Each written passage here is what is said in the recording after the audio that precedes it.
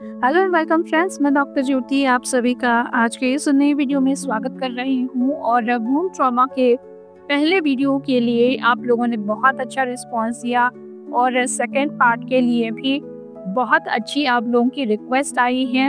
ये देख के अच्छा लगा कि आप लोग सच में सीरियस हैं इन सारे इश्यूज़ को लेके और उन सारे इश्यूज़ को आप जानना चाहते हैं, हील करना चाहते हैं, ना कि सिर्फ खुद को, अपनी माँ को, अपनी पहली वाली पीढ़ी को और आपके आने वाली पीढ़ी को लेकर भी आप बहुत अच्छे से जागरूक हैं। ये चीज़ बहुत ही अच्छी है। तो ज़्यादा टाइम गवाएंगे नहीं। अगर आप पहली बार चैनल पे आए हैं या फिर आपने अभी तक चैनल को सब्सक्राइब नहीं किया है तो दी एम्प्रेस यूट्यूब चैनल को ज़रूर सब्सक्राइब करना है, नोटिफिकेशन का बेल आइकन प्रेस करना है। दी एम्प्रेस के और भी सोशल मीडिया के हैंडल्स डिस्क्रिप्शन बॉक्स में है, वहाँ से आप लोगों को दूसरे सोशल मीडिया हैंडल्स भी फॉलो करने, क्योंकि वहाँ पे अलग इन्फॉर्मेशन होती है। अब पहला वाला वीडियो तो हो चुका है, वूम ट्रॉमा यानी क्या है, ये उस वीडियो में हम लोगों ने देखा है। अगर आप लोग पहली बार ये सेकंड वीडियो देख रहे हैं तो पहले वाले वीडियो का लिंक मैं डिस्क्रिप्शन बॉक्स और कमेंट में दे दूंगी, आप वहाँ से वो वीडियो देख लीजिएगा। पहले वाला वीडियो जिन्होंने पहला वाला वीडियो देखा है तो उनके लिए ये आसान रहेगा कि हम लोग आगे कैसे और किस तरीके से बढ़ रहे हैं। तो इस सेकंड पार्ट में हम लोग ये देखने वाले हैं कि हमें आइडेंटिफाई कैसे करना है, यानी मेल में वो किस तरह से रिफ्लेक्ट होता है, फीमेल्स में वो किस तरह से रिफ्लेक्ट होता है और एक माँ में वो किस तरह से रिफ्लेक्ट होता है। क्या कुछ सिचुएशंस आती है, क्योंकि वूम ट्रॉमा यानी सिर्फ फीमेल ही इसके अंदर आती है या फिर सिर्फ स्त्रियों को ही इसका प्रभाव होता है, ऐसा नहीं है। हर किसी को ये ट्रॉमा हो सकता है, मेल हो या फीमेल चाइल्ड हो, हर कोई इससे प्रभावित हो सकता है। तो आप मेल भी है तब भी ये वीडियो स्किप मत कीजिएगा। ये वीडियो आप लोगों को भी ज़रूरी है। वो क्यों है आपको आगे पता चलेगा इसी वीडियो में। जैसे हमने पहले वीडियो में देखा है कि वूम ट्रॉमा एग्जैक्टली आता कहाँ से है, या तो वो अपने पर्सनल एक्सपीरियंस से आता है, जैसे कि किसी का यौन शोषण हुआ है, डर के अनुभव रहे हैं, या फिर एक फीमेल की असहमति के साथ में संबंध बनाए गए हो, गर्भपात हुआ हो, मिसकैरेजेस हुआ हो, या फिर अनवांटेड प्रेगनेंसी हो। बहुत बार रेडी नहीं होती फीमेल और अचानक से पता चलता है कि वो प्रेग्नेंट है, या फिर डिलीवरी में प्रेगनेंसी टाइम में बहुत सारी दिक्कतें हुई हो, बहुत सारी ट्रीटमेंट्स लेनी पड़ी हो और परेशान हो गई हो माँ, या फिर कोई उससे किसी ज़बरदस्ती फिजिकल रिलेशनशिप में वो फंसी हो, फिर चाहे वो शादी से पहले हो या फिर शादी के बाद में अपने हस्बैंड के ही साथ में हो। क्योंकि बहुत बार फीमेल्स जो है वो रेडी नहीं होती है फिजिकल रिलेशनशिप के लिए, सिर्फ वो अपने पति का मन रखने के लिए चुपचाप कई बार रहती है। लेकिन ये सच्चाई है, बहुत सारे लोगों को ये मेरी बात अच्छी नहीं लगने वाली है, लेकिन इंडियन फीमेल्स में ये बहुत कॉमन बात है और इस वजह से उन्हें कोई इसका आनंद भी नहीं आता है। और अगर इस दौरान प्रेगनेंसी होती है तो ये सारी एनर्जी उनके बच्चे में आ जाती है। जैसे हमने दूसरा पॉइंट ये लिया था कि हमारी जो माँ है या फिर नानी है, वहाँ से भी हमारे वूम ट्रॉमास आते हैं, यानी उनके जीवन में अगर बहुत सारा दर्द उन्होंने झेला है, लड़की होने की वजह से उन्हें अच्छे से ट्रीट नहीं किया गया हो, बहुत सारे बच्चों का जन्म हुआ हो और इन सारी परेशानियों से अगर वो गुजरे हैं और उन्होंने कभी उस पर ध्यान नहीं दिया, हील नहीं किया, ठीक नहीं किया और वैसे ही आगे बढ़ते चले जा रहे हैं। बहुत बार फीमेल्स में ये होता है कि उन्हें उनकी एक्चुअल फीलिंग एक्सप्रेस करने का मौका नहीं मिलता है, जैसे बहुत बार गुस्सा, दर्द जो है, या फिर उनके मन की बात जो है, उनके जो ओपिनियंस है वो उन्हें कभी भी एक्सप्रेस करने का मौका नहीं मिलता है, तो वह हर चीज़ दबा के रखते हैं। कई बार फीमेल्स उनके सेक्सुअल फीलिंग्स को भी दबा के रखते हैं, या फिर रोका गया हुआ प्रेम हो सकता है, अलग अलग तरीके से किया गया अन्याय जो कि सहन किया गया है बहुत लंबे समय से। तो ये सारी चीज़ें एक जनरेशन से दूसरे जनरेशन में आई हुई हो सकती है। इसीलिए हमें अभी पता नहीं चलता कि ऐसे अनुभव मेरे खुद के तो नहीं है, लेकिन माँ के हो सकते हैं, नानी के हो सकते हैं, और इन सारी चीज़ों पे हम लोग कभी बात ही नहीं करते हैं, इसीलिए हमें कुछ पता भी नहीं चलता। अगर जब भी मैं रीडिंग में भी पूछती हूँ तो नहीं ऐसा कुछ नहीं है, ऐसा बोल के आसानी से लोग अपनी जिम्मेदारी झटक देते हैं, लेकिन यहाँ तक सोचने की ज़रूरत भी उन्हें नहीं लगती है कि एक बार माँ से पूछ ले कि उसका बचपन से लेके अभी तक का सफ़र कैसा रहा है, उसने क्या कुछ झेला हुआ है, उसकी माँ ने क्या कुछ झेला हुआ है। ये सारी चीज़ें जाके पीछे चेक करना पड़ेगा, ये रूट्स वहाँ पे ज़रूर मिलते हैं। तीसरा जो पॉइंट आता है इनर चाइल्ड के बारे में, यानी हम सबके अंदर एक छोटा बच्चा है, इनर चाइल्ड है। अगर अपने खुद के चाइल्डहुड के कुछ ऐसे पेनफुल मेमोरीज है, जैसे कि कई बार लड़कियों का जन्म जो है, बहुत सारे घरों में ऐसा होता है कि हमें लड़की नहीं चाहिए, किसी भी कीमत पे हमें लड़की नहीं चाहिए, या फिर लड़की होने की वजह से बार बार उसे टॉर्चर किया जाता है, उसे अपमानित किया जाता है अलग अलग तरीके से, या फिर उसके सामने बोल भी दिया जाता है कि तुम हमें नहीं चाहिए थी, या फिर लड़कों के सामने ही उसे अलग ट्रीट किया जाता है, उसका अपमान किया जाता है। या फिर कई बार ऐसा भी होता है कि जब लड़की को पहली बार पीरियड आता है, उस वक्त सही तरीके से उसका काउंसलिंग ना होने की वजह से उस वक्त जो एक शर्म बैठ जाती है, डर बैठ जाता है, जिस तरीके से उसे ट्रीट किया जाता है कि जैसे उसने कोई बहुत बड़ी गलती कर ली हो। पीरियड स्टार्ट होना यानी एक बहुत बड़ी उसने गलती कर दी है, और इसकी कोई इस गलती के लिए कोई भी माफ़ी नहीं है। अगर ये ऐसा हुआ है, पहले पीरियड का अनुभव उस वक्त का भी अच्छा नहीं है, तब भी इनर चाइल्ड इफेक्ट करता है, वूम ट्रॉमा में ट्रांसफर हो जाता है। कई बार बच्चों को कंपेयर भी किया जाता है, जैसे कि दूसरा अगर कोई बच्चा आपको दिखने में अच्छा दिख रहा है, वहाँ पे भी बहुत ज़्यादा बॉडी शेमिंग या फिर फर्टिलिटी को लेकर भी कई बार कुछ ना कुछ बोला जाता है। जैसे अगर कोई बहुत उसकी जो बॉडी है फैटी है, या फिर वो बहुत ज़्यादा स्किनी है यानी पतली है, उस वक्त भी उसे बहुत बार अगर बोला गया है तो उस वजह से भी बहुत सारा अपराध बोध या फिर शर्म उसके अंदर पैदा हो जाती है बचपन में ही।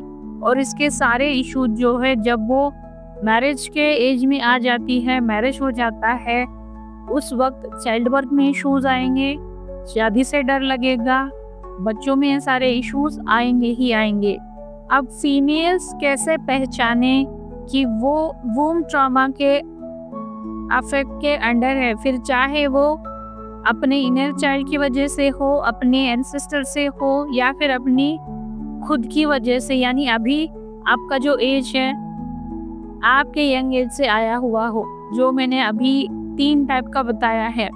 तो आप किस कैटेगरी में बैठते हैं उसके हिसाब से देखिए, और वहाँ से पहचानिए कि आपका वूम ट्रॉमा है या नहीं है। अगर है तो वो भी कहाँ से आया है। यहाँ पे कुछ सिम्टम्स मैं बता रही हूँ तो आपको आसानी से पता चल जाएगा। क्या सारी फीमेल्स आपको लगता है, महसूस होता है कि आप अंदर से अधूरी है या फिर टूटी हुई है? आपको कभी भी प्रेगनेंसी को लेके या फिर पीरियड्स को लेके, माँ बनने की सोच से डर लगता है, घृणा आती है, गुस्सा आता है, डर लगता है? क्या आपका खुद का रिश्ता अपनी माँ के साथ में अच्छा नहीं है, बहुत ही जटिल रहा है?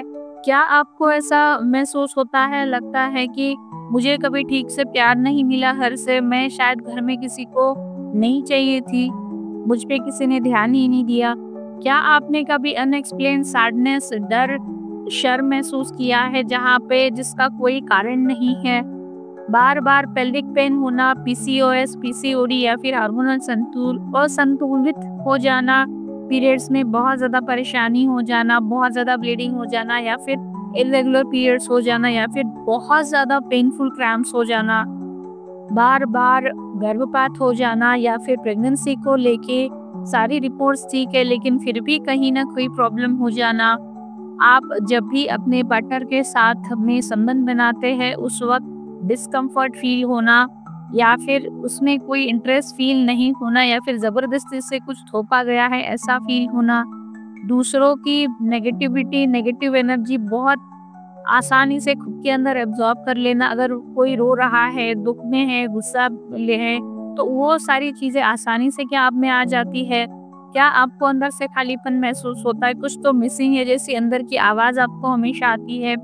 बार-बार आप टॉक्सिक रिलेशनशिप्स में ही फँसे जा रहे हैं। आपको अपने स्त्री होने पे गुस्सा आ रहा है, आपकी क्रिएटिविटी ब्लॉक हो चुकी है। ये सारे सिम्पटम्स है फीमेल्स के लिए, आपको कंफर्मेशन मिलने के लिए कि क्या आप पे वूम्ब ट्रॉमा का असर है। अब नेक्स्ट बात करते हैं वूम्ब ट्रॉमा का इम्पैक्ट मेल्स पे कैसे पड़ता है। यानी वूम्ब ट्रॉमा का इम्पैक्ट सिर्फ फीमेल्स पे नहीं होता है। सारे मेल्स हो या फिर मदर्स हो, वो इसे ध्यान से सुने कि आपका बच्चा किस तरीके से बिहेव करता है या फिर कर रहा है। क्योंकि बहुत सारी माँओं की कंप्लेंट होती है बच्चा सुनता नहीं है, फिर उसका एज कुछ भी हो वो अलग तरीके से बर्ताव कर रहा है या फिर शादी के लिए रेडी नहीं हो रहा है।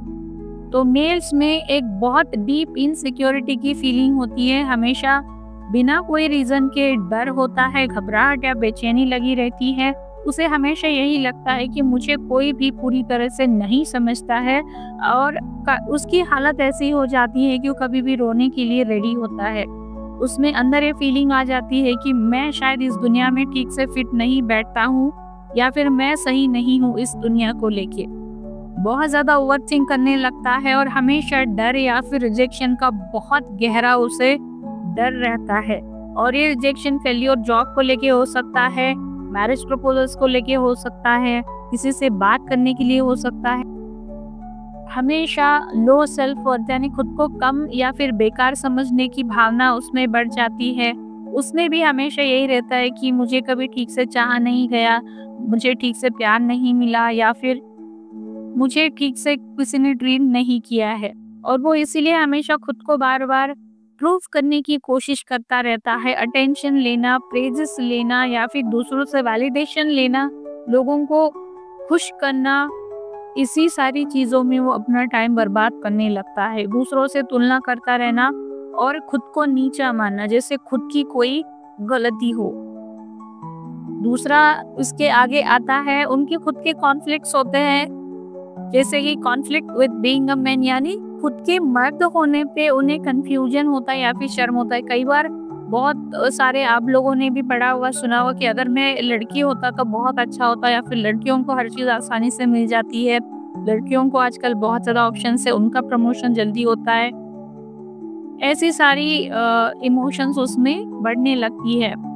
या तो बहुत ज़्यादा सॉफ्ट काइंड नेचर वाला बन जाता है या फिर बहुत ज़्यादा सेल्फ सैक्रिफाइस करने वाला बन जाता है, या तो बहुत ज़्यादा एग्रेसिव नेचर बन जाएगा या फिर मुझे किसी की परवाह ही नहीं है, मुझे कुछ फ़र्क नहीं पड़ता, इस तरह से वो होता है। यहाँ पे दूसरा पॉइंट ये है कि माँ से या तो बहुत ज़्यादा लगाव उसका रहेगा या फिर पूरी तरह से वो डिटैच हो जाएगा, माँ पे उसका गुस्सा रहेगा, उसका माँ के साथ कभी जमेगा नहीं और आपको इसका रीज़न कभी पता नहीं चलता है। नेक्स्ट है किसी भी रिश्ते में वो जल्दी घुल मिल नहीं सकता है, उसे डर लगता है, स्पेशली फीमेल्स को लेके डर लगा रहता है। फिर वो फीमेल किसी भी उम्र की हो, उनके सामने जाने से, उनसे बात करने में उसे डर लगता है, डिस्कम्फर्ट फील होता है, बेचैनी होती है। और या फिर वो किसी पे इमोशनली बहुत ज़्यादा डिपेंडेंट हो जाता है, या तो वो बहुत ज़्यादा इमोशनल होके रोना स्टार्ट कर देगा या फिर आसानी से डिटैच होगा। यानी या तो इमोशन से बहुत भरा हुआ है या फिर उसमें इमोशंस फीलिंग्स ही नहीं है। बार बार टॉक्सिक रिलेशनशिप में फंसता जाएगा, यानी टॉक्सिक फीमेल्स के साथ में वो जुड़ता जाएगा और बार बार वो या तो चीट करेगी, धोखा देगी, कंट्रोलिंग रहेंगी, बॉसिंग करके लड़कों को छोड़ के जाने वाली ऐसे रिलेशनशिप में वो बार बार फंसते जाएंगे और इस वजह से उनका स्त्रियों की तरफ देखने का जो नज़रिया है वो और ज़्यादा बिगड़ता चला जाएगा और उन्हें पता नहीं चलता है कि हमेशा मेरे साथ ही क्यों होता है, मुझे सारे लोग हमेशा छोड़ के क्यों जाते हैं जबकि मेरी कोई गलती नहीं है।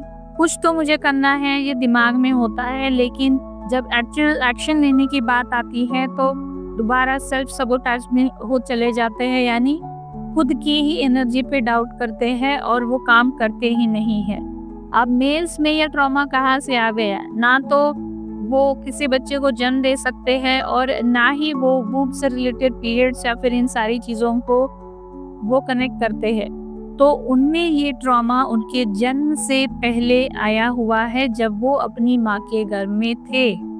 अगर गर्भावस्था में माँ तनाव में थी, ट्रॉमा में थी, बहुत सारी उसके मन के खिलाफ चीज़ें घटित हुई है, अगर कई बार कॉन्ट्रासेप्टिव पिल्स लिए जाते हैं, कॉपर्टी लगवाई जाती है या फिर इस तरह के जब भी उपाय किए जाते हैं, लेकिन कई बार वो फेल हो जाते हैं।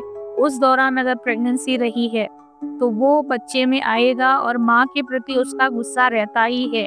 या फिर कई बार फीमेल्स अबॉर्शन के लिए सोचती है, उस टाइम भी बच्चे में ये ट्रॉमा आता है और उस वक्त भी बच्चे में माँ के लिए कोई फीलिंग नहीं रहती और एक गुस्सा भरा हुआ रहता है कि तुमने कुछ बिगाड़ा है मेरा, तुम मेरे लिए अच्छी नहीं हो। तो मेल्स के लिए यहाँ पे अलग तरीके से ट्रीट करना पड़ता है। जैसे अगर फीमेल्स में है तो सबसे पहले फीमेल को खुद को पहले हील करना है, ट्रीट करना पड़ता है। यानी वूम्ब ट्रॉमा का सबसे पहले हीलिंग उसे खुद का करना होता है। अगर वो खुद का हीलिंग भी करती है तब भी वो अपनी माँ और नानी तक का हीलिंग खुद कर रही है। लेकिन अगर आप मेल है और इस परेशानी से गुजर रहे हैं, उस वक्त आपको आपके साथ में सबसे पहले आपको ये समझना है कि ये ट्रॉमा आपका नहीं है, लेकिन आपके अंदर आया हुआ है, जो कि आपकी माँ से आपको मिला हुआ है, आप जब आपकी माँ के घर में थे। तो यहाँ पे आप और आपकी माँ दोनों का हीलिंग करना ज़रूरी होता है। तो इस वूम्ब ट्रॉमा को अच्छे से समझिए, क्योंकि ये वूम्ब ट्रॉमा आपको आपके करियर में परेशानी क्रिएट करेगा, आपकी शादी नहीं होने देगा। शादी होती है तो आपके पार्टनर से अच्छा संबंध नहीं बनने देगा, प्रेगनेंसी में इश्यूज आएंगे।